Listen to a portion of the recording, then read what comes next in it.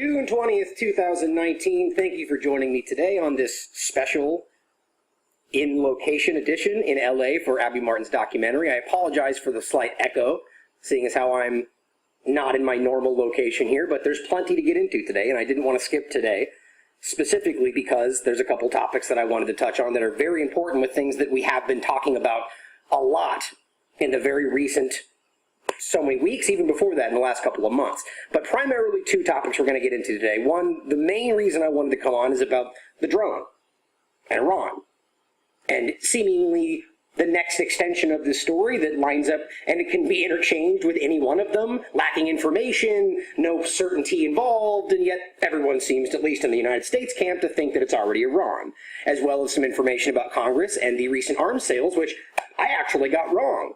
Not that that's that shocking, I get things wrong all the time, but the reality that Congress did, in fact, vote down the bill for selling more weapons to Saudi Arabia, which is a fantastic thing, but Trump could still veto it, and we'll be getting into that most definitely. But to begin today, the first article coming from Zero Hedge about the drone, and this is a very, very dangerous situation we find ourselves in because this is closer to war than we have been so far. Iran releases video of drone downing. Trump warns you'll soon find out if U.S. will attack. You'll soon find out, right? Because that's reassuring everybody, right? Really toning down the aggression they claim that they're not creating. Well, who knows? Plan for everything, right? Because we may attack at any moment. That's not causing aggression or increasing problematic situations around the world at all. Not even close. But this is definitely something that's being used from every angle. If you're unaware so far, today indeed, Iran's Revolutionary Guard shot down an American drone that was said to have flown into Iranian airspace. And this is where a very important aspect of this development of where this drone actually was. The U.S. claims the drone flew over international territory. But even if that is the case, remember we're talking about a drone flying in the Strait of Hormuz. Think about it in reverse of, Russian drones, Chinese drones, Iranian drones flying along the East Coast. Not necessarily in their airspace, but right along the coast of the United States. I'm pretty sure the U.S. wouldn't be okay with that. But what Iran is saying is that the drone was in fact in their airspace, which is why they shot it down. Which, does anybody actually think that that's not possible? I mean, we know the U.S. would be willing to do such a thing. The drone was reportedly flying over the Strait of Hormuz, not far from where the two oil tankers were recently attacked. Which is, of course, interesting, because this is all tying in with this larger story, which is the point. As I continue to point out, we keep building on story information that's been given that has yet to be verified, and standing on these unverified claims and shouting out the next unverified claim, and then proving some superfluous aspect of the third unverified claim, as if that then proves all of it. Right? This is the reality. This is what they're doing with the mine, right? If we can prove that there was in fact a mine out there, that means we're correct and Iran's guilty. No, it means that any one of numerous countries could have planted a mine there. Well, see, they don't want you to think like that. How dare you accuse the U.S. or Israel, Saudi Arabia of doing any such thing that we actually do all the time in secret, right? I mean, it's ridiculous. Now, Ali Shamkhani, Secretary General for the Supreme National Security Council, said, quote, "We will defend Iran's airspace and maritime boundaries with all of our might. It doesn't matter which country's aircraft cross our airspace." The point with this is to say, look, we're not targeting the United States. We're being targeted by the United States. And we would have reacted the same with any other drone that violated our airspace, which any country can understand. The United States has said similar things in the past. Now, the Revolutionary Guard commander, Hussein Salami, said shooting down the drone had sent a clear and strong message for the United States. Iran's borders are red lines. And though Iran doesn't seek war, Iran is ready for war. And this is the same mantra we're getting from both sides, right? We don't want war, of course not, but we're ready for war and we're going to do anything that's needed. Now, the U.S., meanwhile, denies that the drone crossed into Iran's airspace at all and says it was in international airspace the entire time. But honestly, again, really being honest with yourself for a moment, do you really think that the U.S. would quibble or balk at doing something like that? Do you think the U.S. feels it has the authority to violate Iran's airspace? I think you know the answer to this. Just like we see the reality that Israel and everything they're doing in Palestine and the Golan Heights, violating international law with impunity, not even concerned that it's in fact violating law. They just feel like, well, we're the good guys, so it's okay. And they're the bad guys, so it's doubly okay. No real logic to it. But the whole point here is that the U.S. is claiming that it was flying over international waters. But I think we know very clearly, based on other incidences of war we can see, that the U.S. has no qualms about breaking that line. Now, the news, of course, sent oil prices surging, which is very interesting in the whole dynamic of this story, as we know clearly that at least Saudi Arabia is benefiting with such a scenario. And we have to understand that everything they're doing, why would Iran take this action knowing that it's only going to increase the negative aggression and attention on them right now? And they're struggling economically. It simply doesn't make sense. Could it be that they actually sought out and shot down the U.S. drone in international waters? Of course that's possible. But again, ask yourself why it makes sense at all, even within the U.S. narrative. Why does it make sense for them to do such a thing? It's simply handing them a gift wrap package and saying, here you go, John Bolton. Here's exactly what you need to do exactly what you and Netanyahu have been planning and wanting for a very long time. It just simply doesn't make sense. Now, after being briefed on the attack, Donald Trump weighed in on Twitter, of course, to warn Iran that it had made a very big mistake by shooting down the American drone. Very big mistake. And then, not too long afterward, in a very interesting and weird way, seemed to step that back. Or rather, what sounded to me like a walk back, saying that the incident was probably a mistake made by an individual soldier or by someone loose and stupid. Now, of course, could he say both of these things? Absolutely. Could he say that it was a big mistake for them to do this, and that maybe it was also a mistake by somebody crazy or whatever? Yes, he could say both those things. And both those things would make sense. But the way that it panned out, it seems to me that at least this was kind of a, whoa, that was a little over the top, and we have to pretend at least to wait for evidence, right? So let's step that back a little bit and give them the tidbit that they want. That, oh, well, it could be a mistake, and we don't necessarily have to blame Iran until tomorrow when they outright blame Iran, which I can already promise you is coming, in my opinion.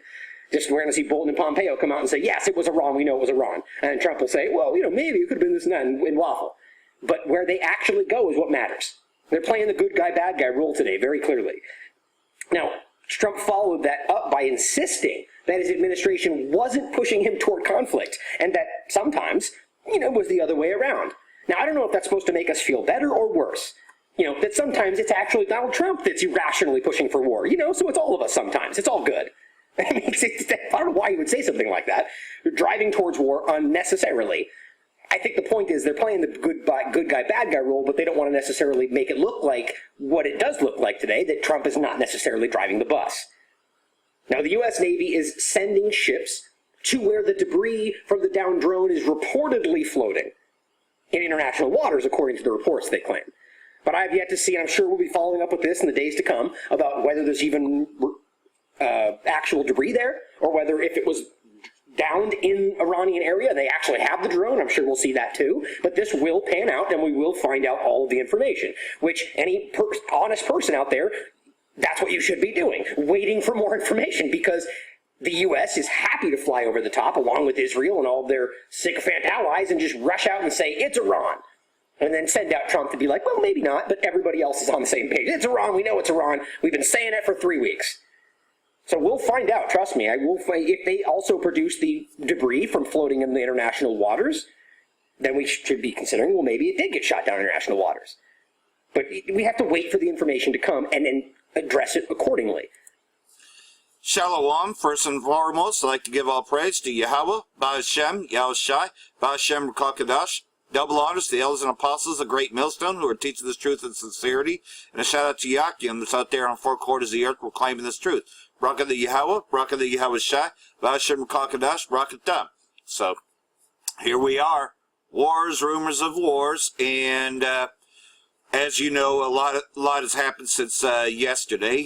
This morning, Trump did fall back a bit, and he did take the strike against Iran off the table, meaning that other things have to happen first before World War III does break out, as we've been telling you for the longest, that other things have to happen first. First, the mark of the beast, the RFID, has to be mandatory, and also you would have to be under martial law, the famine of the word will have had to come. And we can see all these things are right around the corner. Nonetheless, though, this is still a part of an escalation, as we have all stated, that expect more false flags, and this one's definitely a false flag. Now, this is not the first time Iran's been accused of shooting down a drone.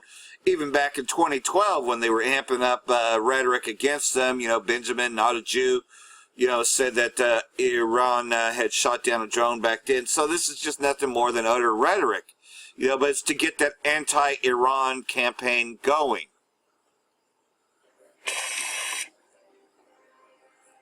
Late on June the 19th, Ansar Allah, also known as the Houthis, carried out a new one cruise missile strike on Saudi Arabia. The missile strike targeted a major power plant in the area of Al-Shuqaiq in the kingdom's southern province of Jizan. Brigadier General Yahya Sari, a spokesman for the part of the Yemeni armed forces loyal to the Ansar Allah government, said that the strike was a response to the continued crimes of the Saudi-led coalition in Yemen. He also promised great surprises for the Saudi regime if it continues its invasion of Yemen. This was the second cruise missile strike on southern Saudi Arabia in a week. On June the 12th, a cruise missile hit the Abha International Airport. Then Ansar Allah stressed that the missile hit the control tower and put it out of service. According to this version of events, the strike was aimed at a military-related part of the infrastructure. The Saudi side reported dozens of civilian casualties, saying that the missile hit the arrival hall. Since 2016, Ansar Allah has carried out at least 10 attacks on Abha Airport, with ballistic missiles, cruise missiles, and loitering munitions. The most recent took place on June the 18th, when the Yemeni resistance employed Qasef K-2 suicide drones, paralyzing the work of the airport once again. Ansar Allah and allied army units also carried out successful raids in the southern Saudi province of Azia on June the 17th and 18th. In the course of the advance, they destroyed at least 11 vehicles of Saudi forces and captured loads of weapons. Saudi warplanes and attack helicopters carried out several airstrikes on Houthi positions in southern Azia in an attempt to repel the attacks. However, the airstrikes were not effective. Over the past months, the province of Azia has turned into a battleground between Saudi and Yemeni forces, with the Saudi military seemingly unable to stop Ansar Allah attacks and secure the border area. On June the 20th, Iran's Islamic Revolution Guard Corps said that it had shot down an intruding US spy drone near the Kuwait-Mubarak region over the province of Hormozgan. According to US officials, as quoted by the mainstream media, it was downed over the Strait of Hormuz. Just recently, the US accused Iran of attempting to shoot down an MQ-9 Reaper over the Gulf of Oman and of assisting Ansar Allah in downing another MQ-9 Reaper over Yemen. Yemeni sources see the continued US military buildup in the region and its increased intelligence activity as signs of a coming escalation in the Persian Gulf region. South Front. So that's what's going on there. You see, that's the part that they will leave out if you watch the mainstream. It's just going to be all about Iran. They're not even going to make mention of Yemen. But yet, they are attacking Yemen as a way to weaken Iran, just like they're attacking Syria, been attacking Syria to weaken Iran. It's all about a war with Iran, Persia. And, of course, you got Gomer and all his bands, and you got, just the build up of the regional conflict as Ezekiel prophesied. Meanwhile, back in Syria, again, I'm limited to how much footage I can show of this. I'm not looking to get any violations. But this is in Hama, Idlib province. Yep, U.S. weapons, Israeli state, Amalek, ISIS, Israeli secret intelligence services,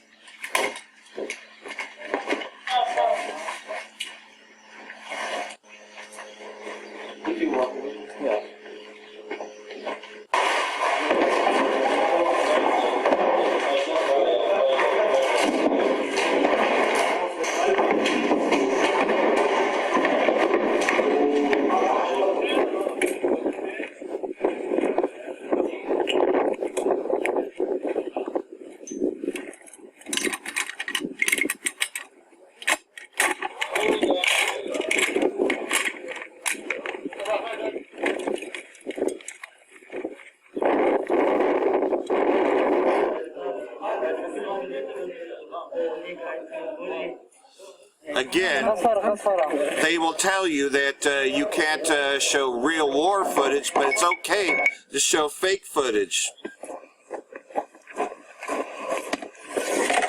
You know, aka white helmets.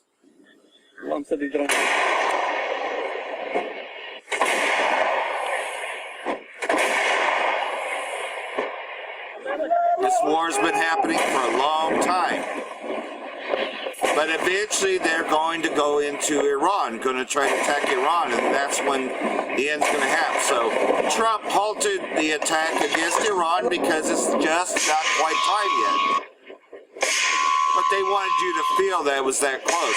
Well, we are a lot closer than one estimates.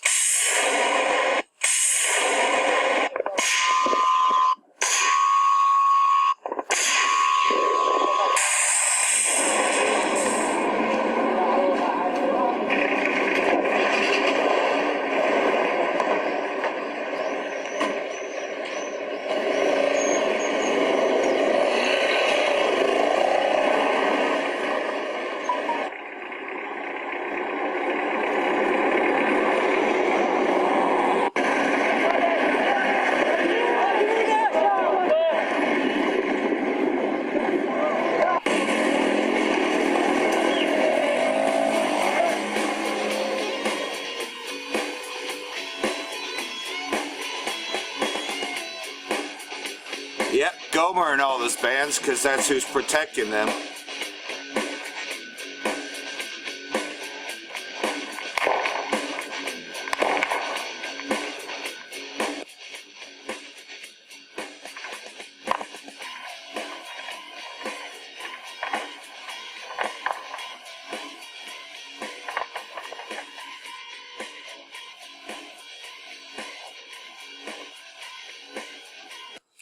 So, updating this is from Press TV, breaking. Iran refrained from hitting manned U.S. plane accompanying down drone, IRGC says. So, there's the supposed, well, we know that the drone was down. So they actually refrained. A senior Iranian military commander says Iran has refrained from shooting down a U.S. plane with 35 people on board that was accompanying an American spy drone which was shot down in the Persian Gulf after intruding into Iranian airspace. So, in other words, they're trying to blame Iran for this other plane that you just saw here. So they try to say that Iran did that too. You see how they're trying to set up a false flag? Along with the U.S. drone, there was also an American P-8 plane with 35 people on board. Amir al-Hajjadi, the commander of the aerospace division of Iran's Islamic Revolutionary Guard Corps, told reporters on Friday. The plane also entered our airspace and we could have targeted it, but we did not because our purpose behind shooting down the American drone was to give a warning to the terrorist American forces, because that's who the terrorists are. Man, when I get fucking tailgaters and people just being a fucking asshole to me, I call them terrorists, because that's what you red Hebrew Edomites are, Hajjadi added. So this is their defense system. This is what shot down the drone. As you can see, looks like an S-300 system, doesn't it? The RGC announced on Thursday that its air defense had shot down an intruding American spy drone in the country's southern coastal province of Hormozgan. The RGC said in a statement that the U.S.-made Global Hawk surveillance drone was brought down by its Air Force near the Kahu al-Mamark region, which sits in the central district of Jas country. Over the aircraft violated Iranian airspace. The RGC Aerospace Force on Friday released the first photos of the wreckage of the downed U.S. spy drone. It displayed parts of the doomed drone, refuting earlier claims by the U.S. that the drone was flying over international waters and had not violated the Iranian airspace. See what I'm saying? And, of course, you know, there's all kinds of other rhetoric. I'll take a look at this one. Trump calls Iran's shooting down U.S. drone a new fly in the ointment. So actually there's more to this. So I'll bring up this video. Unfortunately, that drone was unarmed. It was no man in it, and it was over international waters, clearly over international waters, but we didn't have a man or woman in the drone. We had nobody in the drone. Are you still open? It would have made a big difference, let me tell you. Look at his eyes, man. You can see his Edomites lying. I have a feeling, I may be wrong, and I may be right, but I'm right a lot. I have a feeling, unfortunately, that drone was unarmed. It was no man in it, and it was over international waters, clearly over international waters, but we didn't have a man or woman in the drone. We had nobody in the drone. Are you still open? It would have made a big difference, let me tell you. It would have made a big, big difference.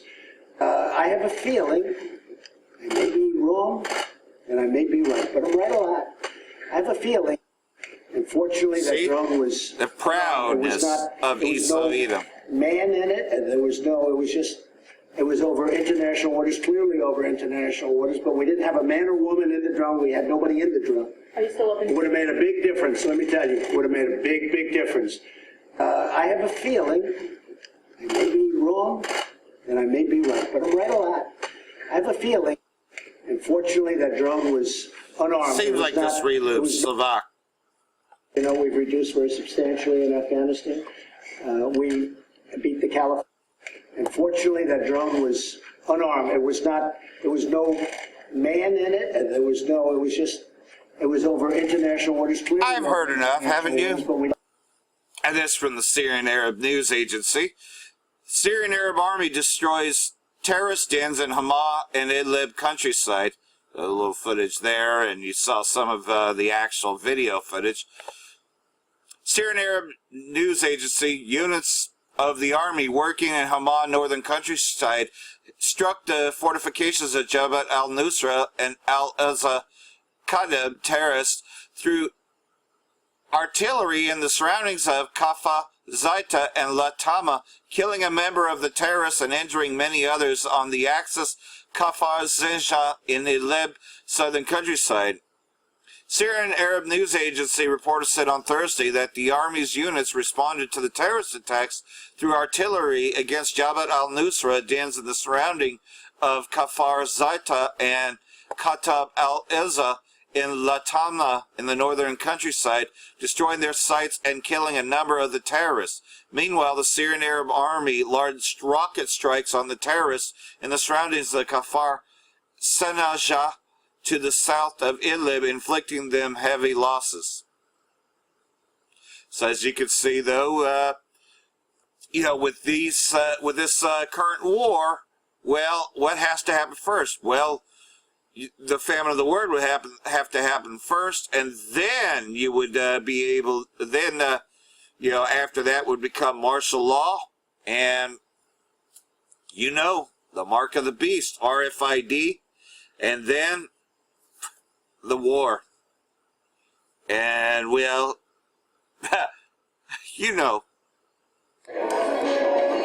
Shalom, Shalom. Call Halal Yahweh Shalom Shai Bashem Karkadash. My honors to the apostles and the elders. Salutations to all my fellow laborers doing this work in truth and sincerity, risking their lives and their freedom to do so. This is your brother Malcolm. I'm coming at you with another lesson. I'm in a public place. I'm actually in a Dunkin' Donuts, just having some tea and banana before my first morning workout before I start the work day. Spirit was heavy on me, which is why I had to turn the camera on. I prayed first, and I'm just going to, go into a quick lesson. I was watching a video of Apostle Ramlab, and the scripture, the video was titled, Get It Now While You Can. And with the movements that are going on with Esau, the famine of the word has begun. Jacob's trouble has begun. It's in the beginning stages. And like the apostle said, man, there's there's still somewhat of a hedge up around Jacob, which is why they fully haven't implemented such things. And now that I think about it, I was so hot to do the spirit. First, let me give all praise, glory, and honor to Yahweh Hashem Shai. Double honors to the apostles and the elders. Salutations to all my fellow laborers doing this work in truth and sincerity, risking their lives and their freedom to do so. Now more so than ever. All right, because I'm not sure that I said that. The spirit was just hot on me, man. I was just wanting to turn this camera on. And, there's really no one sitting in here but me, but people are in and out, But now that, I got that out the way, Esau has actually become active in his programs to shut down the truth, man. All right, it's actually happening. I'm trying to hold this camera up at the same time. Hold on. There we go. Esau's making moves, man, to stop this truth. Okay? And the famine of the word is well on its way as Jacob's trouble. Those things have actually already begun. He's implementing actions to stop truth. Right? He's attacking different news outlets that speak about certain things, but he's also and mainly concerned about the message of the Israelites. He took down a video that I did called Ancient Relics in History Prove Native Americans are Israelites. There was very little to, if any, rude speech in that video at all. And only relics and information, scripture, and history was brought out. All right? No one was offended. The only people offended is Esau because the truth is offensive to the Edomite because they're contrary to the truth. And the truth being told spells their demise. You got to understand, their place in the world, their rulership is all based upon false history and lies. And when you expose real history, you bring shame to them, and you also are putting damage in the armor of lies which they have surrounded themselves by. Okay? Because everything about them is falsehood. From the laws that they make to the history the way they've distorted history. So without any further ado, let's get a couple of scriptures, man. This is Amos 8:11, and it reads, "Behold, the days come, saith Yahweh power, that I will send a famine in the land, not a famine of bread, nor of thirst for water, but of hearing of the words of Yahweh," of hearing the words of the Lord, man. And the truth be said, the water and the food, that's going to disappear too. Jacob's trouble is at hand, man. It is at hand. It's just a matter at any given moment, man. Esau's going to start killing Jake first by the hundreds, then by the thousands, man. Okay, it's going to happen. Okay, this is Amos 9:8. It says, "Behold, the eyes of Yahweh power are upon the sinful kingdom, and I will destroy it from off the face of the earth, saving that I will not utterly destroy the house of Jacob, saith Yahweh." And why? Because it says that he's going to build them up shortly after that, Verses 10, 9, and 11 says he's going to close up the breaches thereof, repair Jacob, that remnant, all right, which we're jockeying to be a part of that number, man. Okay? And then with that remnant of Jacob, man, that's your 144,000, man. Those are your Brightburns, your Hancocks, your X-Men, your Avengers, the spookism of the Bible that people don't want to, that people like to disregard. Okay? That is going to happen, just as everything else is going to happen. So this isn't a long lesson. I'm gonna wrap this up. I gotta get going. But with that, I want to give all praises, glory, and honor to Yahweh Bashem Shai, Bashem Rakakwadash, Wa Abba. So there you go. We have been in the beginning stages because how many times have we been saying it on the streets, though, that Jacob's trouble's already here. It hasn't gone full throttle, In other words, kind of like, you take the HIV virus, you check out HIV positive, You just in the beginning stages of that. It's not full-blown AIDS as of yet, but you're in the beginning stages. Pretty much that's what's happening now. We're in the beginning stages of that. You know, this has been coined as the year of Karagba, meaning that this will be the year that Esau pushes the mark, you know. And we could see him doing so, you know, as, you know, there's beginning stages, you know. The impact is coming in too, you know, because you're starting to see the price differences. Yeah, there's Esau for you. Oh, got to interrupt this with this bullshit. But you see, that's just it, though. He's fucking with the streams. He's fucking with just about everything. There it goes again. So, anyhow, still more concerning Elam, which this is the flip side of it, although you see how Esau fucking has everything teared down to regions and corners and then calls the country another name, you know, but that doesn't change the nationality. So anyhow, this is another part of Elam right here.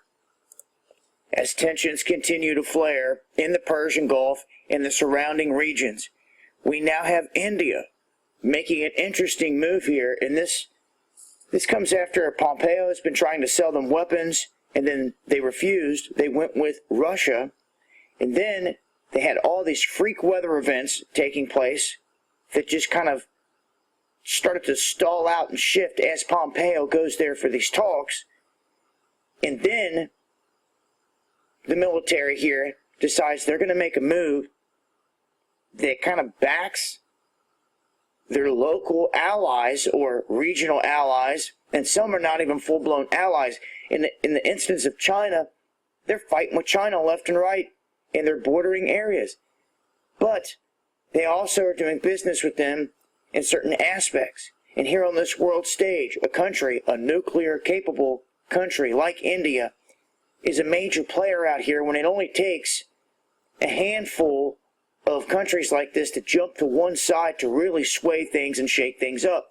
That's why the U.S. sees India as being so important in the region. Now, their Navy is deploying multiple vessels to the Persian Gulf and the Gulf of Oman to provide security for their ships that are going through the area. So it's not like they're making some hardcore stance against either side here, but they just want to protect their interests in the region.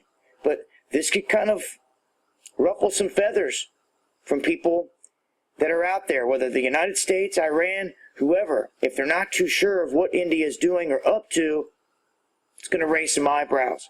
Regardless, they've got warships in the region now. Wanted to make mention of it.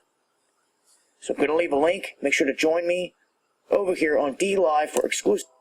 So there you go. That's the other flip side of Elam. Elam hasn't said, you know, in the essence of India as to which side that they're on, because they're, you know, again, you know, Esau has created division because, you know, Pakistan is Elam, Afghanistan is Elam, you know, you have a lot of Elam there, but then you know, Esau, you know how he does it, and you got a lot of aka Arabs there as well, which Arab is a mixed race, as I've gone into many times, and you got Amalek within it, but I didn't say that they make up everything.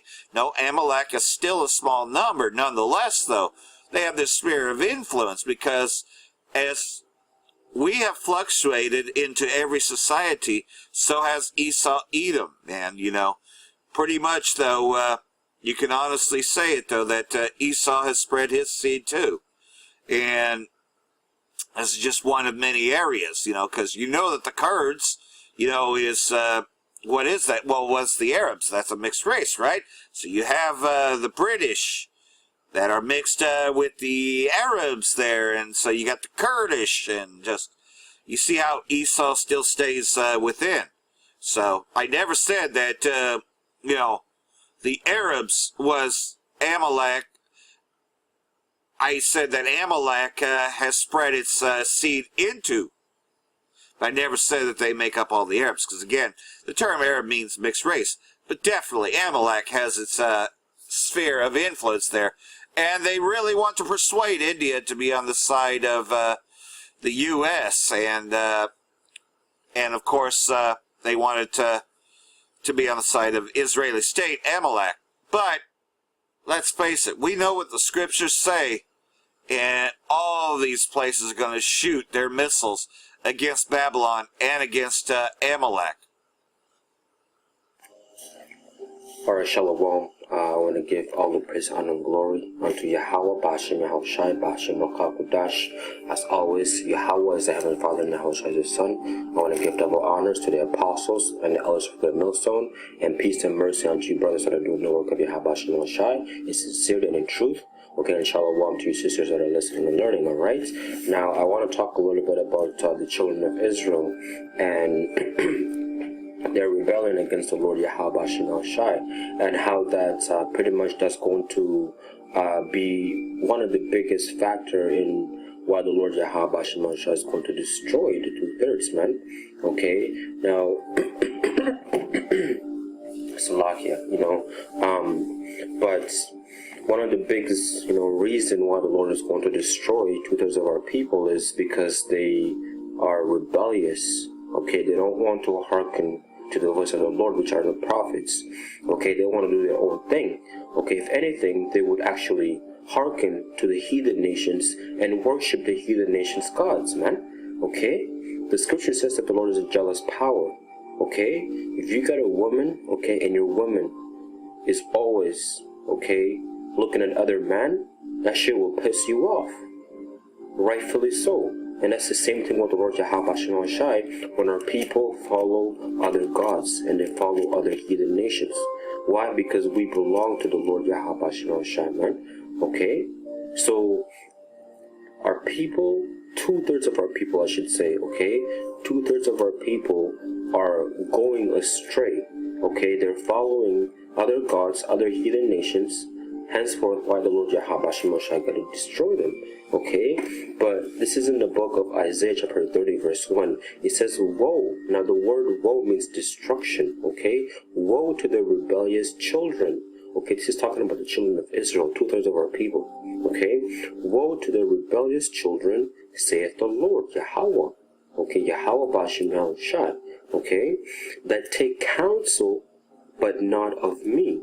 Okay, they would rather take up the philosophies, okay, the counsels of other people, of other heathen nations, of other gods, but not of the Lord Yahweh Bashem Shai that made the heavens and the earth.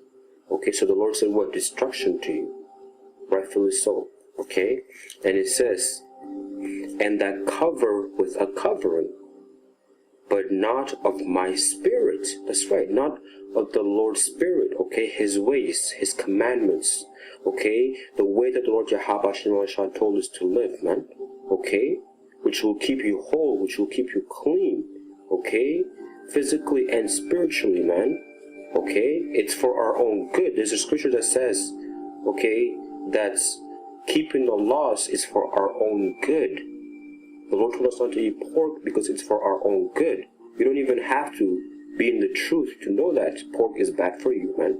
Okay, you can look that up, on Google, and look up all the many diseases, okay, that comes with eating pork, shrimp, lobster, okay, all of the, pretty much unlawful foods that the scripture talks about, man. Okay, so what does it say? It says that our people, okay, they take counsel but not of the Lord, okay, that cover with a covering but not of my spirit, that they may add sin to sin. Okay, adding sin to sin is what? Iniquity. Okay, the scripture says what? That the iniquity, okay, of Babylon has reached unto the heavens, or if we're paraphrasing, okay, which majority of our people are the ones who are adding sin to sin, man. Okay, that walk to go down to Egypt. Okay, Egypt is modern day America. Okay, and have not asked at my mouth. That's right, they don't ask at the Lord's mouth, seeking advice which comes from the scriptures. Okay, making decisions based off of the commandments of the Lord Yahweh Bashem Shai, the law, statutes, and commandments, man. They just do according to their own feelings, and the scripture talks about that the heart is deceitful above all things, man. Okay, so you have to consider all of these things before you go on and take counsel. Okay, and it says to strengthen themselves in the strength of Pharaoh and to trust in the shadow of Egypt. That's right, man.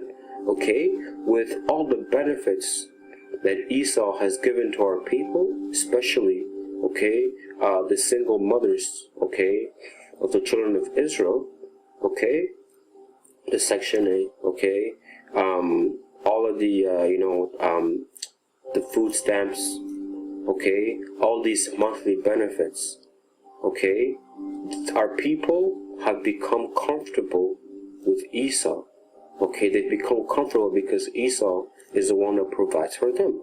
But guess what? It's going to come to a time where Esau is going to take away all these benefits that you gain. You know, the scripture says, and she that liveth in pleasure is dead while she liveth, man. Okay? That's a lot of our women.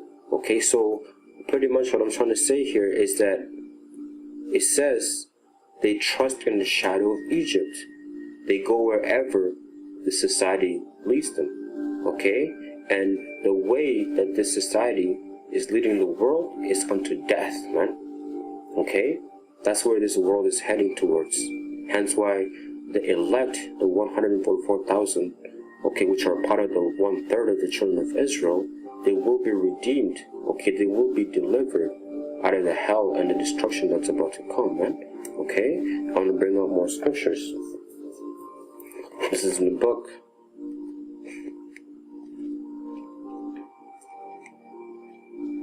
of 2 Timothy. It's a lot, okay? Bear with me real quick.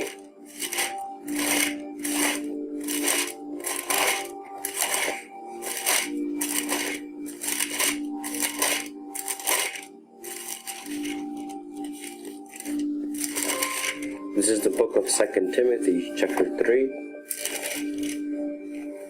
verse 13. It says, but evil men and seducers shall wax worse and worse, deceiving and being deceived. And that's a time that we're living in today, man. Okay? It says, back in Isaiah chapter 30, verse 3, therefore shall the strength of Pharaoh be your shame, and the trust in the shadow of Egypt your confusion. Okay? 2 Timothy chapter 3, verse 13. But evil men and seducers shall wax worse and worse, deceiving and being deceived. And that's the times that we're living in right now. Right now, this prophecy is coming to pass. Okay? You got a lot of liars out there. You got a lot of false prophets, okay, that are leading majority, okay, of our people the wrong way. Okay? And that's a part of the scriptures. Okay, that it's going to be a lot of false prophets, man. Okay, and so all of these things play a huge role, okay, into the reason why the Lord Yahweh Shai is going to get rid of 2/3 of our people, man, because they do not want to hearken, they do not want to walk on that right path. Okay, they want to walk on that broad way, man. Okay, which leadeth unto death. Okay, Isaiah chapter 5.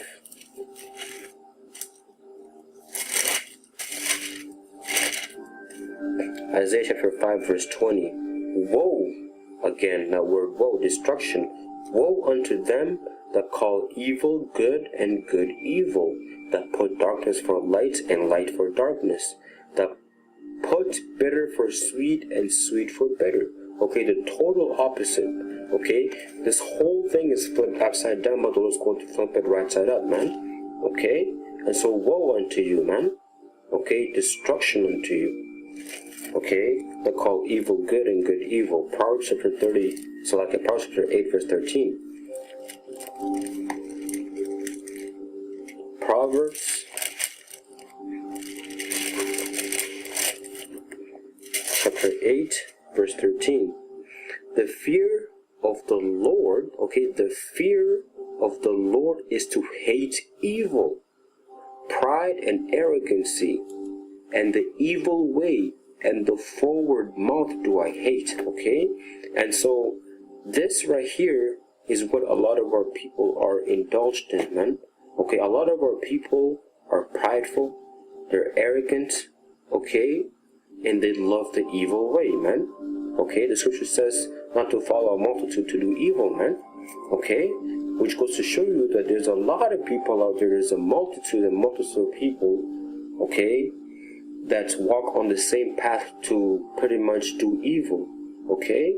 Hence why it's very important, there's a saying that I heard a while ago, is that, just to roughly paraphrase, when you see a lot of people walking on one path, you better turn around and walk the opposite way, man, okay? Because most likely it's going to lead into something that is not good, man, okay? When the Tower of Babel, okay, they try to get everyone to come together and build a tower, and what happened? The Lord, confounded the languages, man, okay? Because when a lot of people get together, wickedness comes out of it, man, okay? Wickedness comes out of it. And so all of these things are pretty much the reasons into why the Lord Yahweh Shai is going to get rid of 2/3 of our people. And it's very important, for us to continue to do what we do, man. Okay, you have to speak up, man. Okay, you have to speak up. Hence why the prophets, okay? Hence why the prophets don't give a shit what anyone thinks, but only the truth is what matters, man, unto them. Only the truth, and that's it, man. Okay? And with that, until next time, shalom.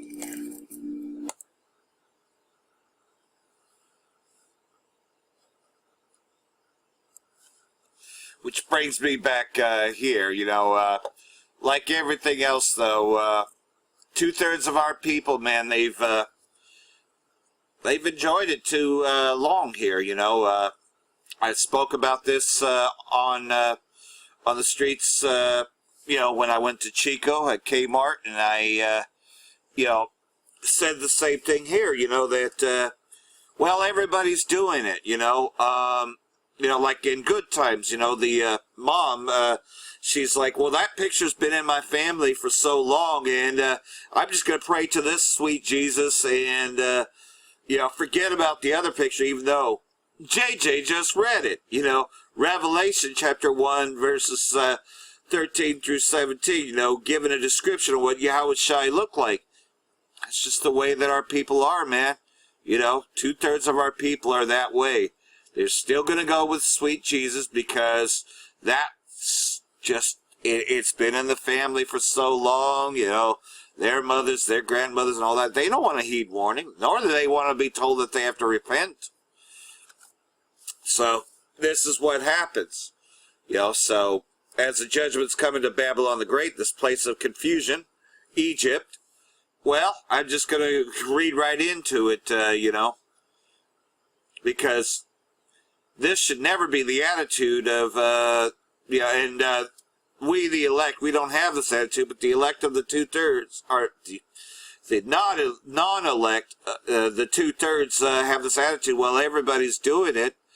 Why should he get all the benefits, man? I want that motherfucking shit, is the attitude, So, well, here comes the judgment. Revelation chapter 17 and verse 4. And the woman was arrayed in purple and scarlet color, and decked with gold and precious stones and pearls, having a golden cup in her hands, full of abominations and filthiness of her fornication. Again, caught up in all the philosophies and the ways of Babylon the Great. Will still celebrate the 4th of July coming up. Still loves their fucking barbecues or cookouts, and just wants to live deliciously with Esau. This is for the 2/3 as well. And upon her forehead was a name written, Mystery Babylon, the Great, the mother of harlots and abominations of the earth. And I saw the woman drunken with the blood of the saints, and with the martyrs of Yahweh Shai, and when I saw her, I wondered with great admiration. And the angel said unto me, Where dost thou marvel?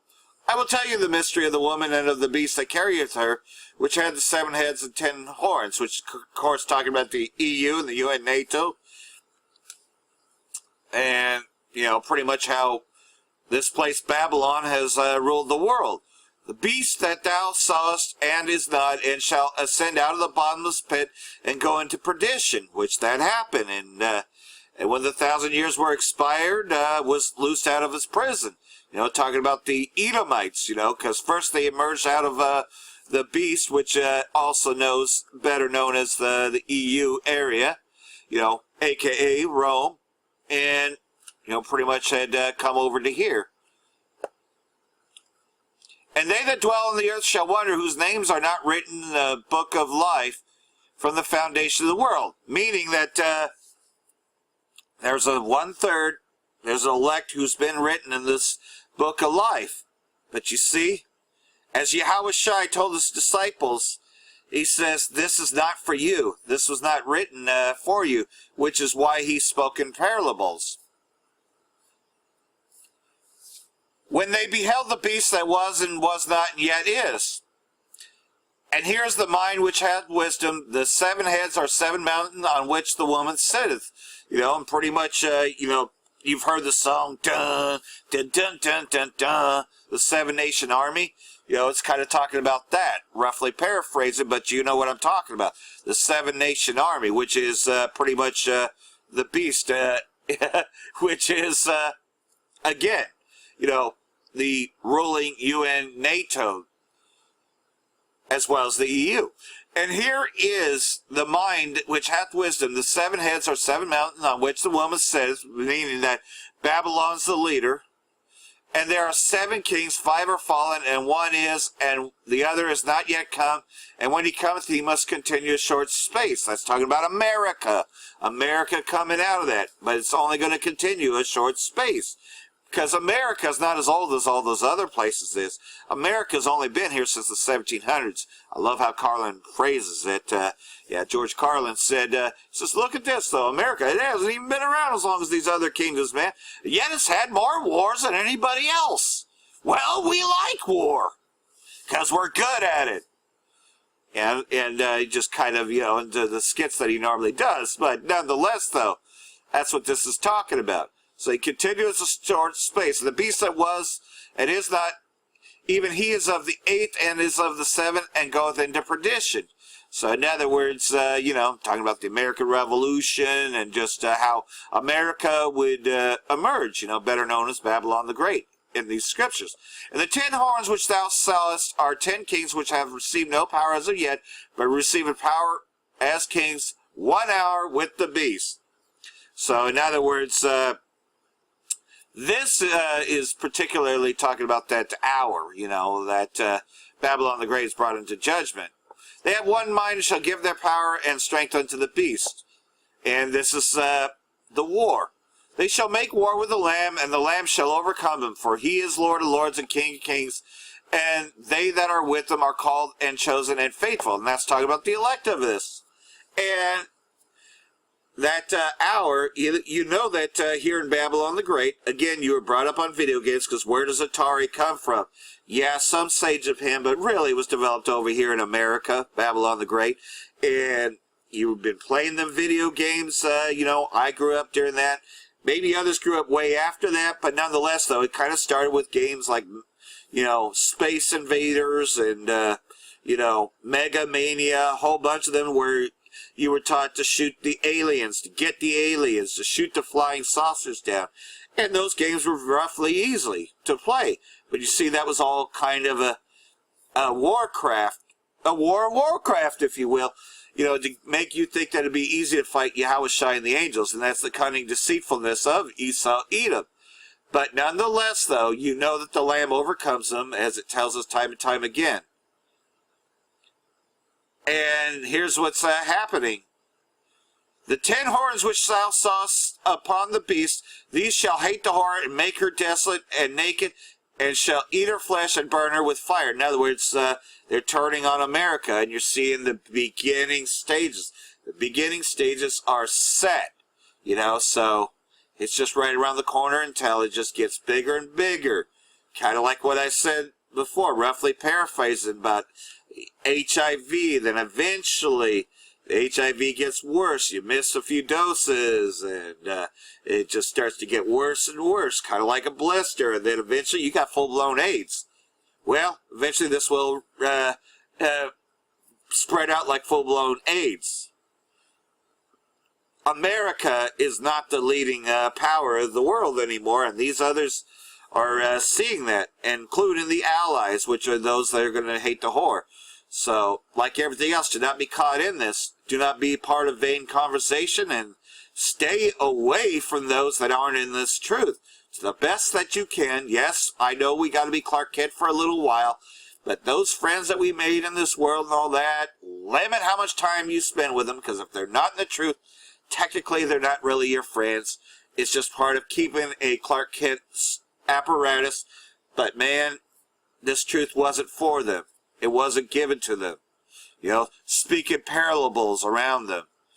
And most of all, though, get together with brothers the best you can. I always get together with a brother at least once a week or so and try to have a good conversation, because that's what's going to keep us built up.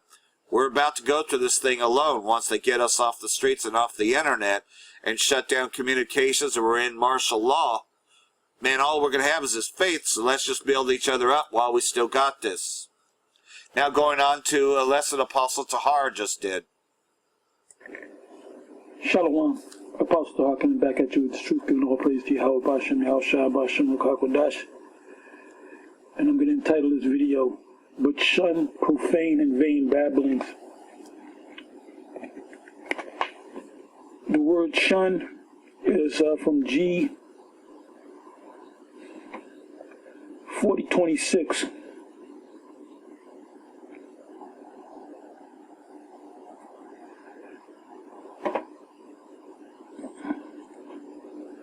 Strong's G 4026. Periisteme. Periisteme. Periisteme. Which means to place around one, to stand around, to turn oneself about for the purpose of avoiding something, to avoid, to shun.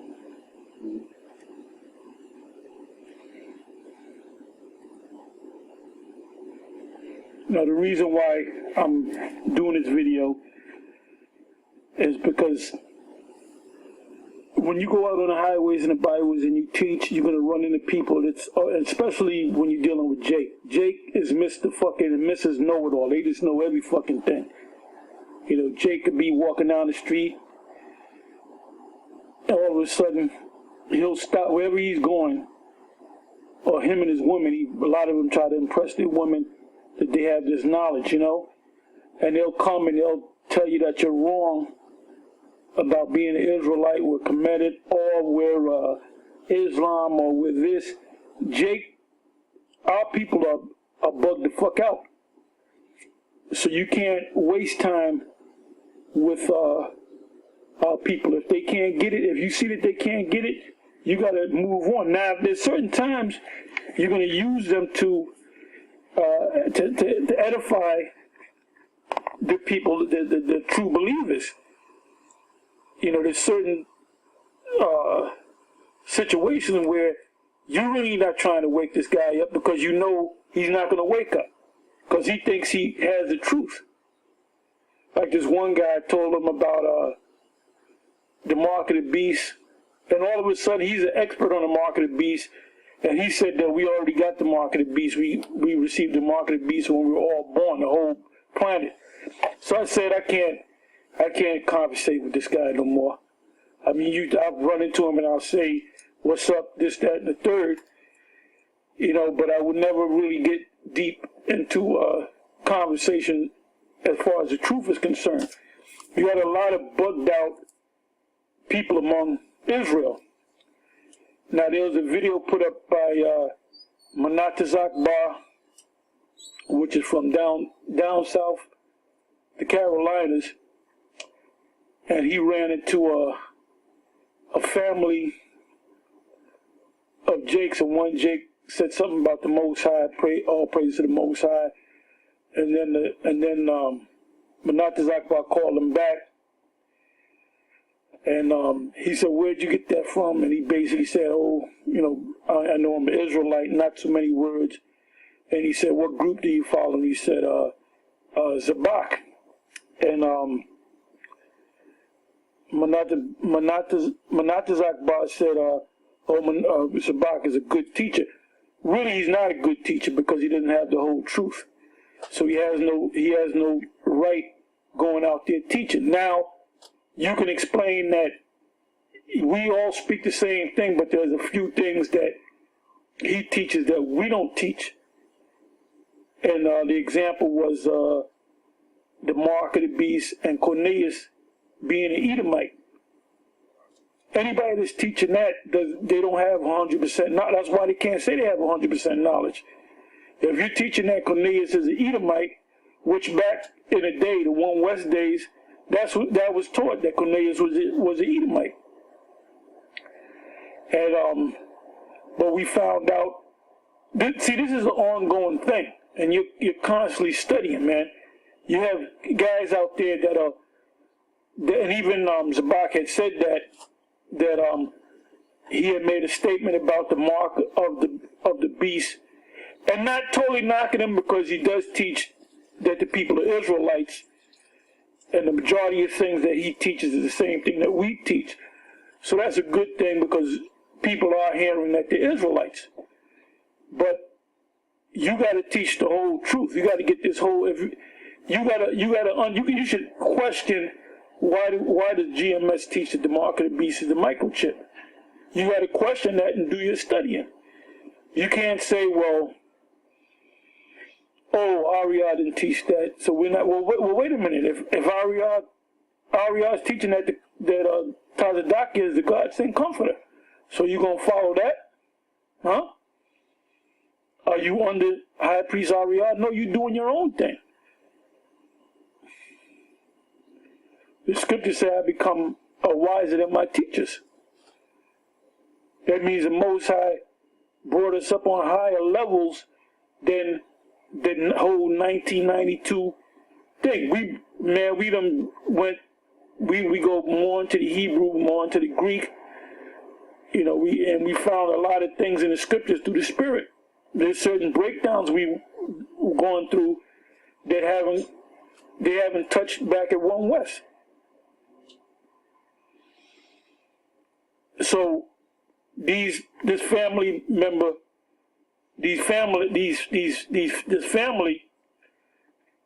was going back and forth, and the Manataz Akbar said, like I said, he says Zabak is a good teacher, but he goes off on a couple of things. Well, basically, you're supposed to tell him, look, you really can't follow Zabak because he doesn't have the whole truth. And that shows you that you have a lot of our people that watch videos and they kind of pick and choose what their favorite camp is, and they basically don't do any studying. They just kind of listen. It's basically entertainment to them. This is nothing but entertainment. They'll watch a couple of videos. They'll never keep any high holy days. They won't keep the Sabbath. They'll still eat shrimp, and sometimes they eat pork. So they're not really following the laws. They may line up their beard, or they may shave their beard totally off, or they may have long hair, which goes against what Paul said, a man having long hair. And like I said, basically, our people, you have people that come into this truth, and then you have people that are entertained by this truth. And you got some groups that go out and they'll get a bunch of hits because the majority of those people are entertained by it. So going back to Jake that come up and they know more than you, they know the scriptures more than you. You gotta, unless you control the situation and you're using that to edify the true believers, try to get that nigga to walk on down the street, And we're not here to have debates. We're not going to go on an ongoing debate back and forth with any individual that's into something that's different than us. Like you got this whole thing with Garfield calling out Dunya Allah, and at the end of the day, it doesn't go nowhere because Dunya Allah is not going to say that he's his line go back to the Kemetic people. or the Hamites. And Garfield is not going to say Garfield will never say he's an Israelite. You know, some of them say the Israelites never existed and all kind of things. So we're in a time now. Oh, you had a sister put a comment on, it was the elder Manatas Akbar down south about you guys don't have soup kitchens. And no, we don't have soup kitchens. We don't have soup kitchens. We don't have clothing dryers. We don't gather sneakers together and give them to people. We don't do that. We just teach the word, and that's what prophets did. Prophets didn't open up soup kitchens. So, and that's another reason why we don't have women a part of this thing, because women come with their own form of righteousness. And I was going to do a video on it, but I said I'm not even going to waste my time, you know. Anyway, I want to read these scriptures. Matter of fact, you know what? Let me go back to the word shun. G4026. Yeah, we're not here to entertain you. Our job is to wake up. Put the word out, and then the Most High opens up the minds of the elect.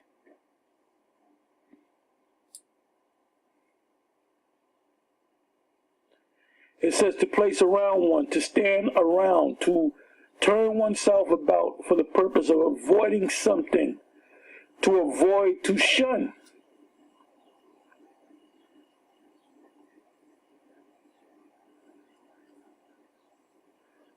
It goes on to say to keep away from, avoid, shun, stand by, stand about.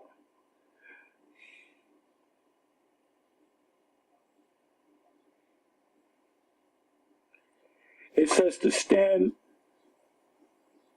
Okay, it says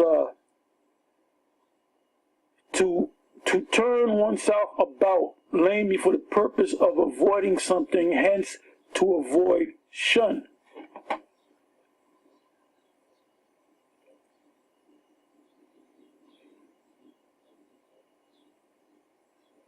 You try to get that person as far away as you can. Because this whole debate thing, we don't have time to debate nobody on some other thing, because it's nothing but a waste of time, and it's entertainment for the lost souls out there. Well, if you beat this debate, if you beat this guy in the debate, I'll follow you. Well, what if this guy doesn't have the truth? Because everybody has their own truth, which is a bunch of lies. That's their truth. That's what they believe. They believe that that's truth. That's why you have Jake in the religion of Islam. You have the Nation of Islam. You know, you got Jake calling on Allah. Then you have the Moors. Then you have Christianity, the many franchises of Christianity, Baptist, Methodist, Jehovah's Witness, Seventh-day Adventist. So out of all those Christian groups, one of them got to be right, and the rest of them got to be wrong, right? No, all of them are wrong. And at the end of the day, and I'm saying this again, it's all about the elect of the Most High. It's not about any old Israelite out there. So let's read some of the scriptures. It says, when you look up the word shun, it says, John 11, verse 42, and I knew that thou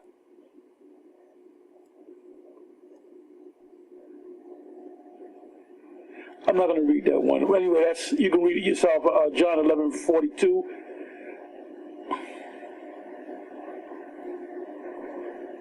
Matter of fact, I will read it, John 11, 42. And I knew that thou hearest me always but because of the people which stand by, I said it, that they may believe that thou hast sent me. Acts 25, verse 7.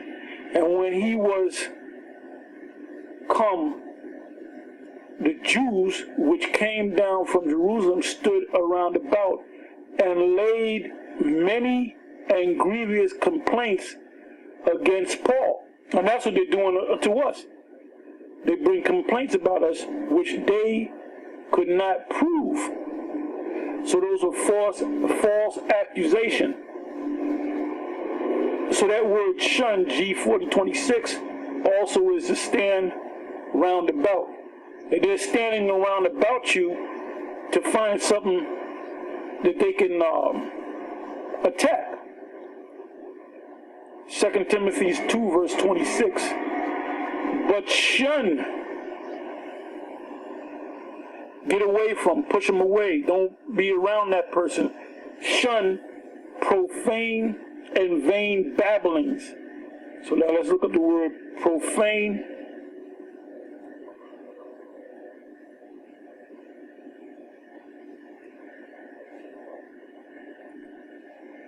Profane, babalos, which means what?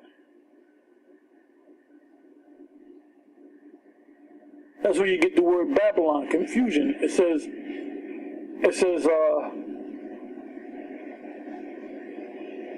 profane, unhallowed, common, public place of men ungodly.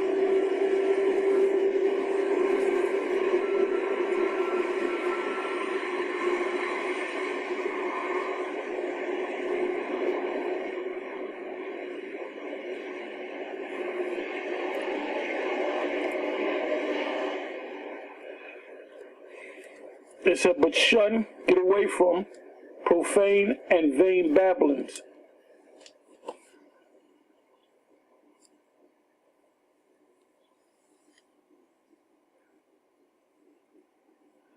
Strong's G 2757. Kanaphonia. Kanaphonia. Which means vain babblings, which means empty discussion. You have a discussion with somebody and it goes absolutely nowhere. When you have these debates, let's say Israelite versus the Kemetic community, Israel on trial, Kemet on trial, the people in the audience that come, when they leave with the same. If they come in as a Kemite, they're going to leave as a Kemite. They're not going to say, this makes sense, I'm going to be an Israelite. Or Israelites are not going to say, this Kemet thing makes more sense than the Israelites, I'm Kemetic. Except you're a simple-minded bird-brained Negro. Because we had certain guys that became Israelites and now they're Kemet. So there's no hope for a person like that. Babbling is empty discussion. And that's what Jake is good at. They'll be in the corner talking shit. Discussion of vain and useless matters. And like that reparation hearing was empty discussion. That thing ain't gonna go nowhere. And you Negroes are not gonna get no reparation. Esau ain't gonna give you no reparation. Are you crazy? First of all, where is he gonna get the money? They say I went to Google and I put in blacks or African Americans in America, and they're saying it's approximately 50 million. So 50 million, let's say they gave us $1 million, which is an embarrassment. They would have to give us at least 10 million each. Where they gonna get the money from? So what is that? 50 million times $1 million? You do the math. I think I did it before. Let me pull this up.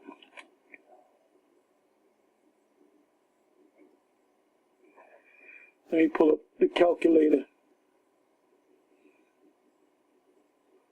Okay, so we got 50.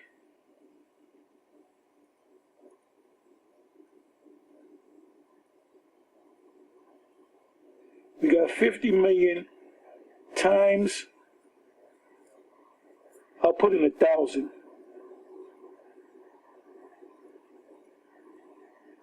Equals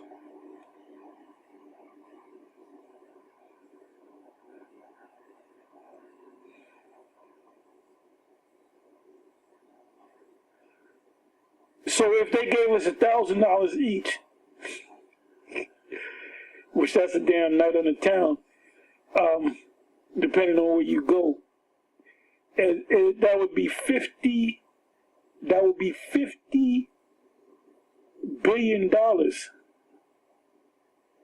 So let's add another 3 zeros.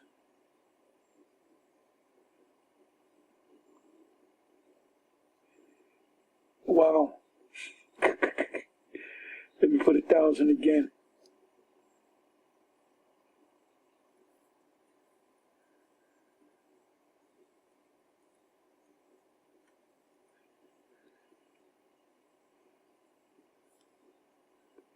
We're talking 50 trillion, according to the math. We're talking about $50 trillion if they gave us $1 million each, and $1 million would be an embarrassment.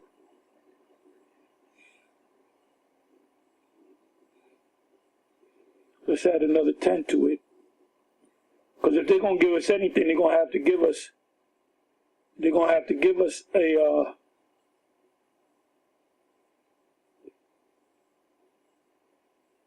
They're gonna have to give us at least 10 million each.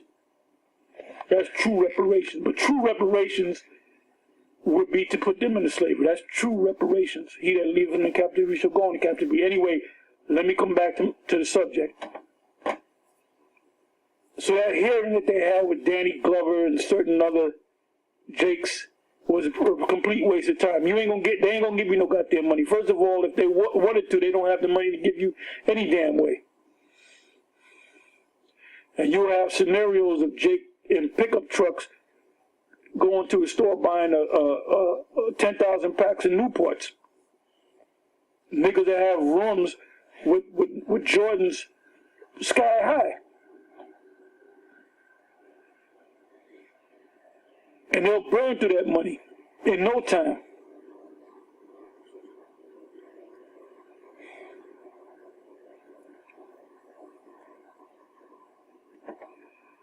The discussion that you're supposed to be having is what we're teaching.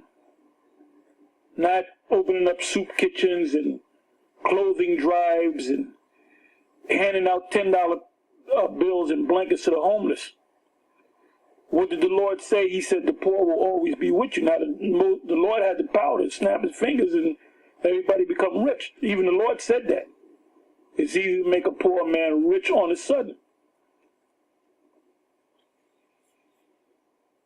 So the poor is here because the Most High set up the poor. It says, we're back here in 2 Timothy 2, verse 16. But shun profane and vain babblings, for they will increase unto more ungodliness, or make you even more ungodly. Let's look up the word ungodly.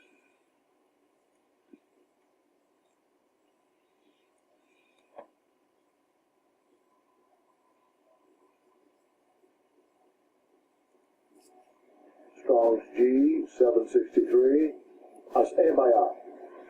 As-ebaya. As-ebaya. Want of revenge towards God or the Most High, impiety, ungodliness.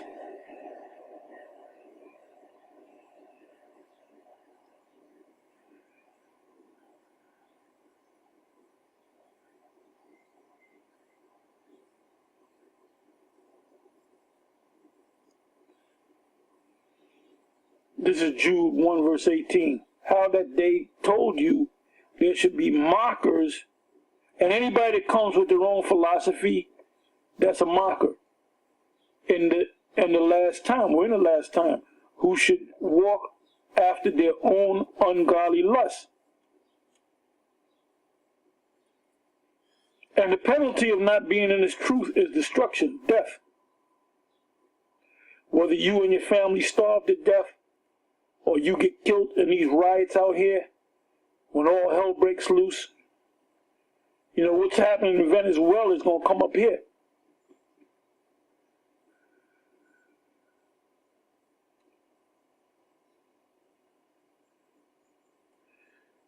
Markers, we're looking at the word markers, so we're going into a lot of words. Strong's G 1703. Impactes. Impactes. A marker, a scorner.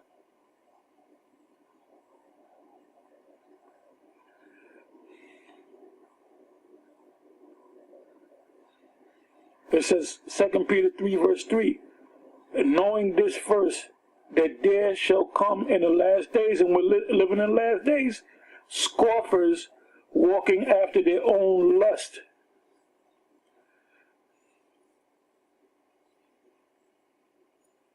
I'm going to say this again. We're not here to attempt to wake up every Israelite out there. The majority of our people will die on this side. The only ones that will make it are the elect. We're only dealing with the elect.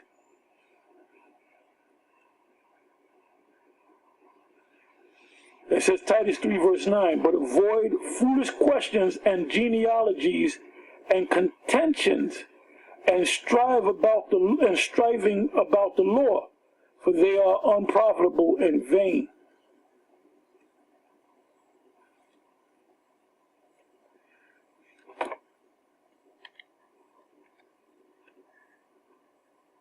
I'm trying to find another word.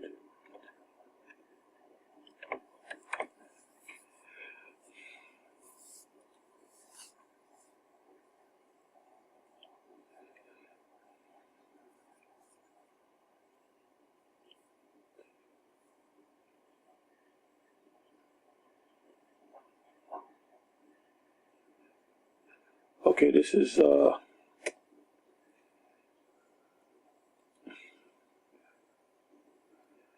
which I even had it. I should have just read the next verse.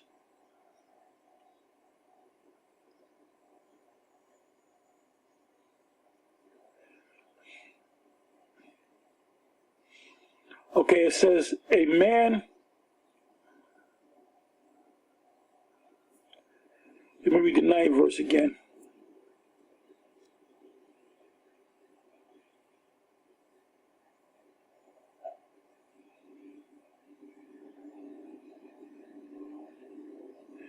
It says, but avoid foolish questions and genealogies and contentions and striving about the law, for they are unprofitable and vain. A man, when you correct a man that is an heretic, after the first and second admonition, reject, knowing that he that is such is subverted and sinneth, being condemned of himself.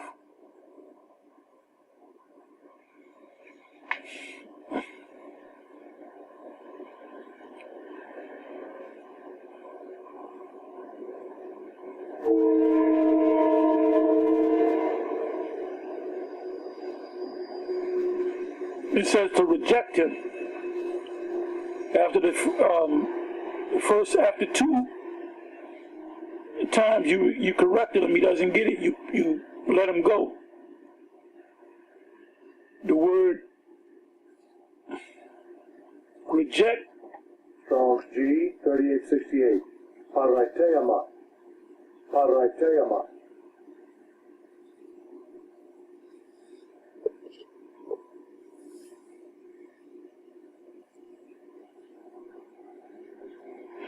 To refuse, decline, to shun, to avoid, to avert, displeasure by entreaty.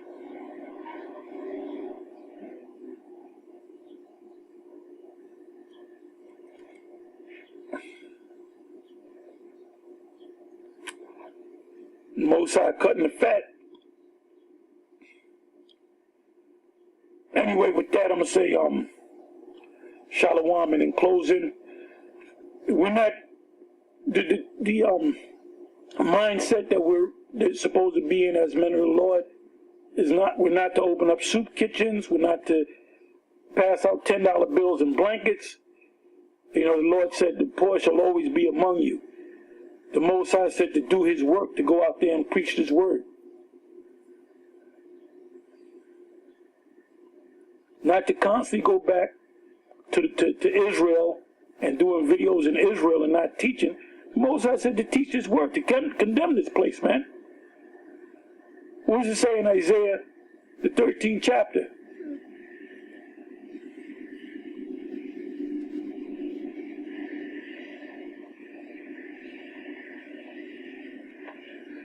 It says the burden of Babylon, which is Isaiah the son of Amos did see, lift ye up a banner upon the high mountain. What is a banner?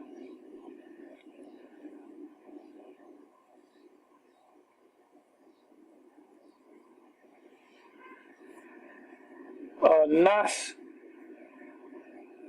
something lifted up, standard, signal, signal pole, ensign, banner, sign, sail, standard,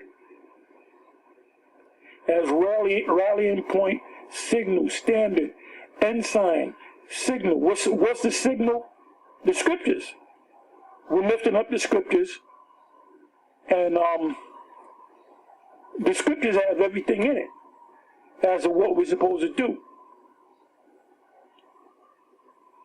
So it says, lift your banner upon the high mountain.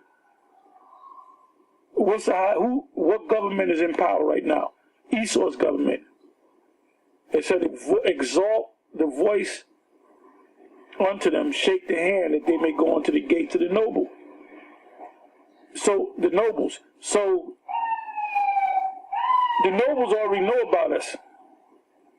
The word noble Strong's H 5000 is nada yab.